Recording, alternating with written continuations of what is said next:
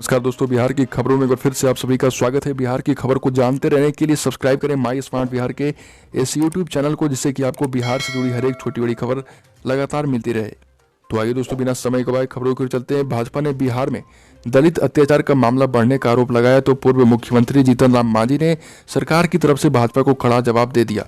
सत्ताधारी पार्टियों के इस आरोप प्रत्यारोप के मामले में हम नेता जीतन राम मांझी नीतीश सरकार के लिए ढाल बनकर सामने आए। भाजपा के आरोपों को मांझी ने दलित मुस्लिम एकता की वजह से हुआ पेट दर्द बताया है। वहीं राजद प्रमुख लालू यादव की बहुत इच्छा है कि इस बार 11 जून को अपना जन्मदिन पटना में मनाएं, लेकिन अभी तक यह फाइनल नहीं हो पाया है कि वो 11 जून को पटना में रहेंगे कि नहीं। जानकारी है कि उनके डॉक्टरों ने अभी इसके लिए हरी झंडी नहीं दी है। हालांकि वॉच किया जा रहा है कि उनका स्वास्थ्य कैसा रहता है। वैसे तो बिहार में नीति आयोग की रिपोर्ट पर जमकर सियासत हो रही। विपक्ष से आधार बनाकर सरकार को फेल साबित करने में जुटा है। तो सत्ता पक्ष अब इसे विशेष राज्य का दर्जा मांगने का आधार बना रहा, लेकिन इन सब के बीच नीति आयोग की रिपोर्ट कुछ और कह रही। नीति आयोग की रिपोर्ट के मुताबिक बिहार आगे बढ़ा है, ये अलग बात है कि यह तरक्की केवल 2 अंक की है। इतने ही अंक की प्रगति तेलंगाना, पश्चिम बंगाल और असम ने भी की है। वहीं तो बांका के उन थाना के नवटोलिया स्थित मदरसा में मंगलवार को विस्फोट हो गया। तेज धमाका होने की वजह से मदरसा का भवन पूरी तरह से जमींदोज हो गया। भवन का एक हिस्सा सड़क की दूसरी तरफ गिर गया। इस मामले में इस धमाके में 4 लोगों के घायल होने की सूचना है। हालांकि इसकी आधिकारिक पुष्टि नहीं हुई। वहीं पुलिस का कहना है कि पूरे मामले की जांच कर रही है। आखिर विस्फोट किसने किया और कैसे हुआ, इसका अभी तक पता नहीं चल पाया। साथ ही दोस्तों, बिहार में कोरोना के वैक्सीनेशन में बिहार की महिलाएं पुरुषों से काफी पीछे है। पुरुषों और महिलाओं के बीच का अंतर 9.5 लाख का है। राज्य में पटना टॉप पर है और जागरूकता के मामले में स्थिति काफी ठीक है। इसके बाद भी 1,24,000 महिलाएं पुरुषों से पीछे है। बिहार में अब तक कुल 1 करोड़ लोगों को वैक्सीन दिया जा चुका है, जिसमें पुरुषों की संख्या 51 लाख है और महिलाओं की संख्या 41 लाख है। बिहार में कोविशील्ड और कोवैक्सीन की डोज में भी बड़ा अंतर है। हालांकि यह अंतर इसलिए क्योंकि पटना के साथ कुछ ही जिलों में कोवैक्सीन का टीका दिया जाता है। साथ ही दोस्तों, योग गुरु बाबा रामदेव के खिलाफ बिहार में पहला आवेदन पटना के पत्रकार नगर थाने में दे दिया गया। पुलिस मामले की जांच कर रही। थानेदार का कहना है कि जांच के बाद मामला दर्ज किया जाएगा। दूसरी तरफ आईएमए बिहार के 50 अलग अलग थानों में मुकदमा दर्ज कराने की तैयारी कर रही है। आईएमए बिहार राज्य के सेक्रेटरी और सहज सर्जरी कंकड़बाग के डॉक्टर सुनील कुमार ने यह मुकदमा दायर किया है। अगली खबर दोस्तों, कैमूर से। कैमूर जिले में शराब की तस्करी बरस्तूर जारी है। कैमूर जिला बिहार और यूपी के बॉर्डर पर होने के कारण उत्तर प्रदेश से शराब तस्कर लगातार शराब की खेप बिहार में ला रहे हैं। शराब तस्करी की पूर्व सूचना पर मोहनिया पुलिस ने शराब भरी बोलेरो को जब्त किया। साथ ही गाड़ी चला रहे एक तस्कर को गिरफ्तार किया है। आरोपी का नाम रजनीत सिंह है और यह सासाराम का रहने वाला है। साथ ही दोस्तों, पूर्णिया में जाप सुप्रीमो पप्पू यादव की रिहाई को लेकर जाप कार्यकर्ताओं का प्रदर्शन लगातार चल रहा। चरणबद्ध आंदोलन के तहत पूर्व में जेल भरो अभियान के बाद अब जाप समर्थक जल सत्याग्रह कर रहे। मंगलवार को जाप संरक्षक पप्पू यादव की बिना शर्त रिहाई की मांग को लेकर पार्टी कार्यकर्ताओं ने सौरा नदी में सिटी मंदिर घाट पर जल सत्याग्रह किया। जल सत्याग्रह का नेतृत्व कर रहे जन अधिकार पार्टी के जिला अध्यक्ष बबलू भगत ने कहा कि पप्पू यादव की रिहाई नहीं हुई तो जल समाधि ले लेंगे।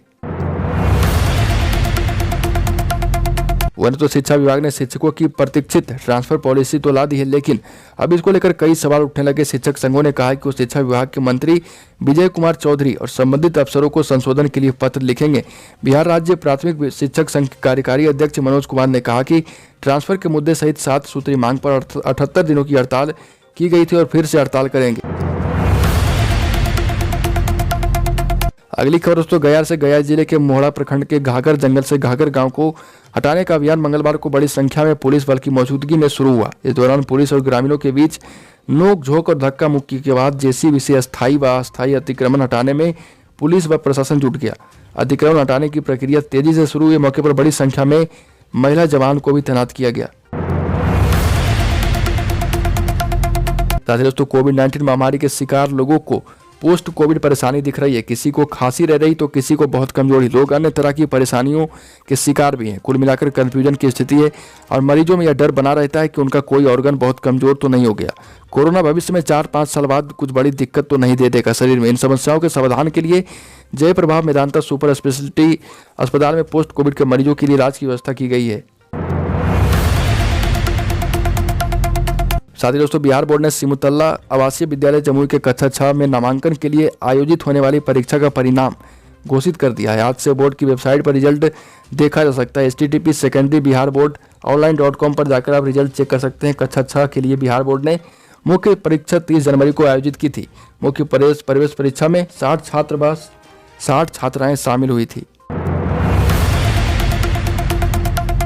वहीं तो अगली खबर गया से गर्मी के दिनों में पेयजल के संकट से जूझने वाले जिले के लोगों के लिए एक अच्छी खबर है। पेयजल के लिए गांव से लेकर शहर तक परेशान होने वाले लोग इस गर्मी में पानी के लिए बेहाल नहीं होंगे और उनका हैंडपंप और मोटर धोखा नहीं देगा। कारण धरती का पेट इस बार पानी से कुछ भरा भरा सा है। जिले का जलस्तर इस बार बहुत हद तक बेहतर है। ऐसा हम नहीं बल्कि पीएचडी के अधिकारी कर रहे हैं।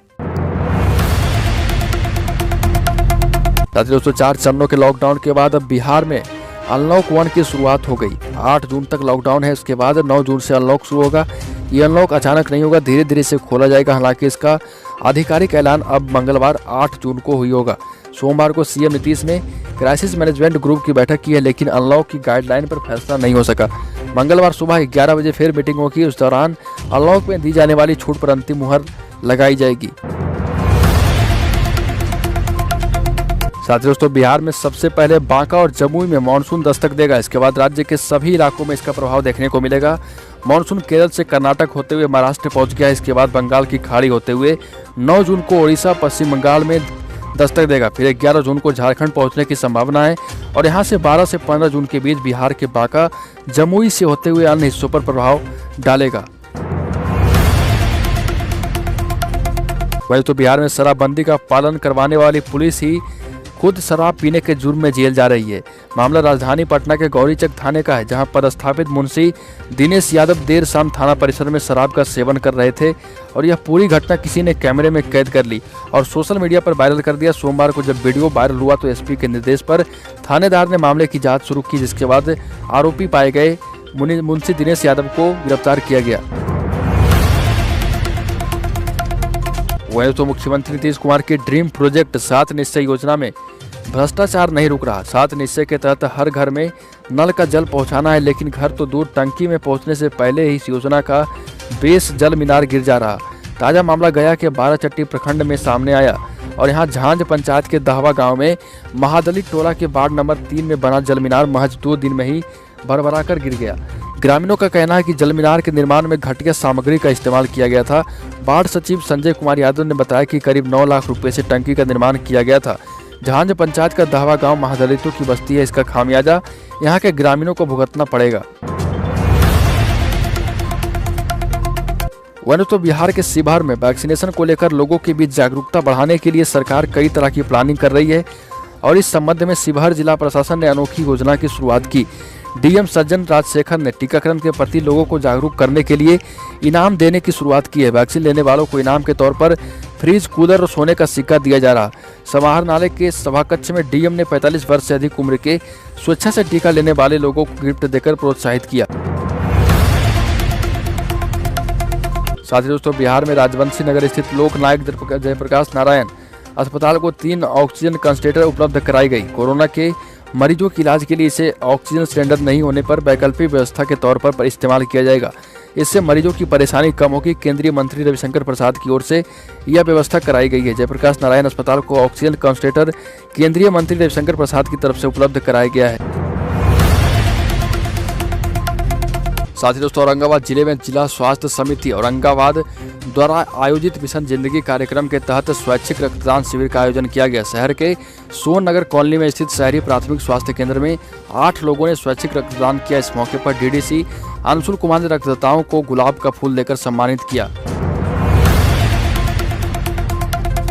साथ ही दोस्तों समस्तीपुर में जदयू की जिलाध्यक्ष और पूर्व सांसद अश्वमेघ देवी के भाई की हत्या कर दी गई। हत्या के बाद अपराधी 5 लाख कैश लेकर फरार हो गए। घटना सरायरंजन थाने के जखरा गांव के पास की है। सोमवार दोपहर जदयू नेत्री के भाई व सीएसपी संचालक सुनील कुमार बैंक से 5 लाख रुपए निकालकर घर लौट रहे थे। इसी दौरान बाइक सवार अपराधियों ने ओवरटेक करके उनकी बाइक रोक ली और हथियार के बल पर लूटपाट करने लगे। सुनील ने विरोध किया तो उसे गोली मार दी गई और कैश लेकर फरार हो गए। साथ ही दोस्तों बीजेपी और जेडीयू का विवाद खत्म होने का नाम नहीं ले रहा। नीति आयोग की एसडीजी की रिपोर्ट पर जेडीयू नेता उपेंद्र कुशवाहा ने सवाल उठाया तो बीजेपी नेता ने उन्हें घेर दिया। बीजेपी नेता और भारतीय जनता युवा मोर्चा के राष्ट्रीय उपाध्यक्ष संतोष रंजन राय ने उपेंद्र कुशवाहा को पुराने दिनों की याद दिलाते हुए सोशल मीडिया पर आईना दिखा दिया। संतोष रंजन ने अपने ट्वीट में लिखा है कि जब आप केंद्र में मंत्री थे तब नीतीश कुमार से केंद्रीय विद्यालय के लिए जमीन मांगी थी और आप नाक रगड़ कर रह गए, जमीन नहीं मिली आपको। वहीं तो योग गुरु रामदेव के बयान के बाद शुरू हुई आयुर्वेद बनाम एलोपैथ की लड़ाई बिहार में भी जोर पकड़ रही है। बाबा रामदेव के खिलाफ डॉक्टर में गुस्से के बाद अब इंडियन मेडिकल एसोसिएशन की बिहार यूनिट ने कार्रवाई की तैयारी कर ली है। पटना में रविवार को हुई आईएमए की बैठक में बाबा रामदेव के खिलाफ प्रदेश के 50 थानों में केस दर्ज कराने का फैसला लिया गया। इसके लिए सभी ब्रांच के सदस्यों को तैयार किया गया है। आईएमए के पूर्व प्रेसिडेंट डॉक्टर विमल कारा का कहना है कि एक एक कर सभी थानों में एफआईआर दर्ज कराई जाएगी। वहीं तो एक बार फिर से जेडीयू नेता महेश्वर यादव ने नरेंद्र मोदी सरकार के खिलाफ ही मोर्चा खोल दिया है और उन्होंने कहा कि देश की जनता नीतीश कुमार को पीएम के रूप में देखना चाहती है। साथ ही बीजेपी पर हमला बोलते हुए कहा कि कोरोना काल में बीजेपी ने अच्छा काम नहीं किया है। वहीं तो नीति आयोग की एसडीजी रिपोर्ट के बाद बिहार की राजनीति गर्मा गई है। विशेष राज्य के दर्जे की मांग की राजनीति में जेडीयू के साथ साथ उनके सहयोगी दल भी कूद पड़े हैं। विपक्ष इसी बहाने बिहार की एनडीए सरकार को आईना दिखा रहा है। शुरुआत जेडीयू के राष्ट्रीय महासचिव केसी त्यागी ने किया है, फिर विशेष पर सबने विशेष प्रतिक्रिया देनी शुरू कर दी। उपेंद्र कुशवाहा ने कहा कि बिहार विभाजन के उपरांत प्राकृतिक संपदाओं का अभाव हो गया। बिहार वासियों पर प्राकृतिक आपदाओं का लगातार प्रहार होता रहा है। इसके बावजूद नीतीश कुमार के नेतृत्व में एनडीए सरकार अपने कुशल प्रबंधन से राज्य में विकास की गति को आगे बढ़ा रही है। तो दोस्तों, बिहार की खबरों में आज के लिए इतना। अगर आपने अभी तक इस चैनल को सब्सक्राइब नहीं किया तो सब्सक्राइब करें, जिससे कि आपको बिहार से जुड़ी हर एक छोटी बड़ी